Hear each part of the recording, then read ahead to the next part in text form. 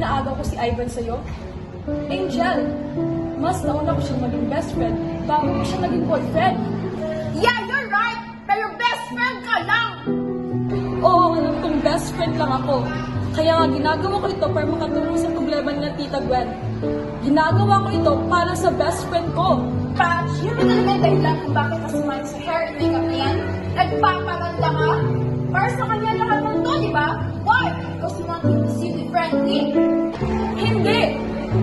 Para naman makita nila ako bilang ako.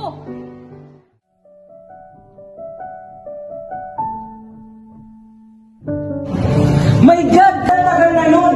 Yung matagal na yun, nandito pa rin. It was just one mistake! Isa lang! Dalawa, tatlo, pareho lang yun. Sumusaw ka pa rin sa iba.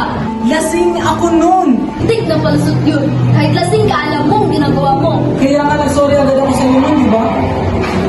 Kasi kahit anong sabihin ko, I was wrong. Nagkamali ako, nasaktan kita. Nasaktan niyo? Kayong mga lalaki. Akala niyo ba pag nagagalit kayo, nasasaktan niyo lang kayo? Pag hindi pag-tsutsakan kayo na kasi na-expect